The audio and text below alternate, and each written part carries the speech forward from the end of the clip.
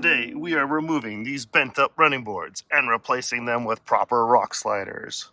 These are rather beat up and banged up because I've used them as rock sliders inappropriately one too many times in the past. 14 millimeter seems to fit. So I'll take these 6 bolts off. I should have gone to the car wash first to clean this up before doing this, because otherwise I'm just getting sand and grit in my eyes. Remove these outer bolts first, all 3, and then come back and loosen the 3 inner ones, because this is notched, so this should be able to just slide right off. That way I'm not trying to hold up the running board while removing it at the same time. We finished loosening the bolts, and now it should just be a matter of shifting this to the side and this coming right off. Of course, I make it sound easy, but we'll see how much oomph. Oh, nothing, no problem, no oomph. Now it's just a mess. Look at that, just dirty. Oh, they're pretty cheap. Like, I don't know, sounds like plastic below with a bit of metal.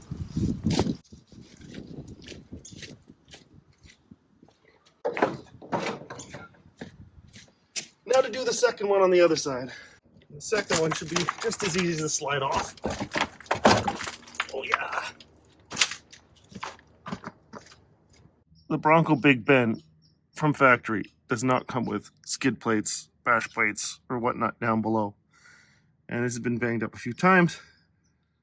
I have another video coming up of those getting installed. Okay, yeah, I'm taking this to the car wash before I start installing the rock sliders, because it'll just be a lot cleaner of an install. Wah, wah.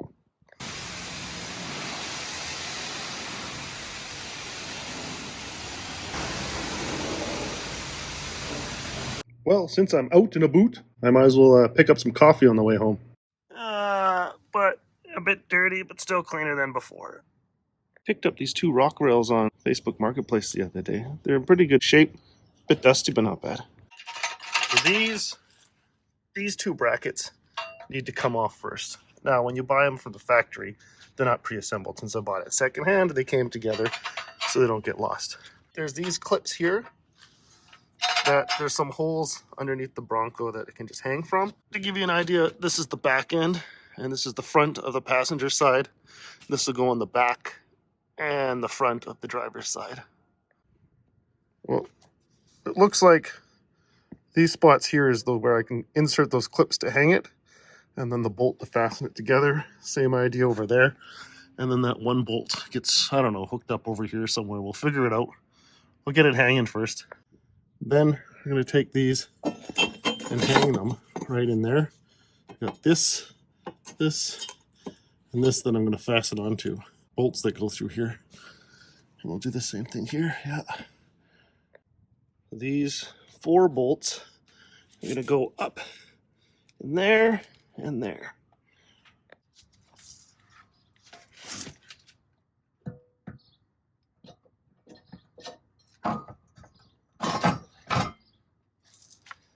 You know what? There's 6 bolts. There's another 2 over on this side that gotta get clipped in there too. 1, 2, 3, 4, 5, 6. And then at those 6 spots, we're gonna use our 10 millimeter and fasten these on. And then afterwards, we got a 14 millimeter that goes on at I think 2 or 3 spots. There we go. Put the 6 10 millimeters in those things, and then the 3 14 millimeters up here.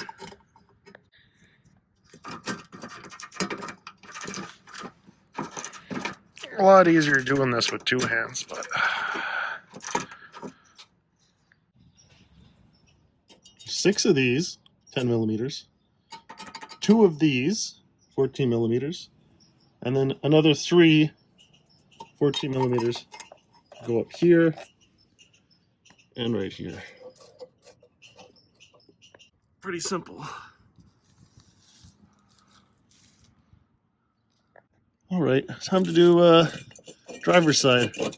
Should be easier than passenger side. I'm gonna Clean this up too, eh? What a mess.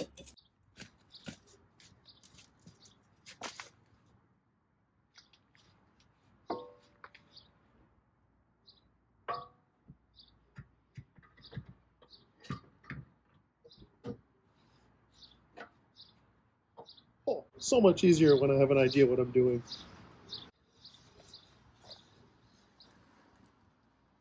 That's how to install the factory rock sliders.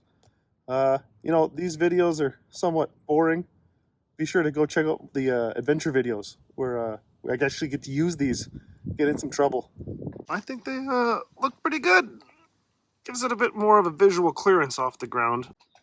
Anybody want a pair of old, banged up running boards? Okay, I'm a reckoning. See if win any money on this. Roll up the rim to win. It used to be digital for the past couple of years. I'm glad they brought back the real rim.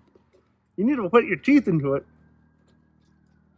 Not the easiest thing to unroll. Let's see.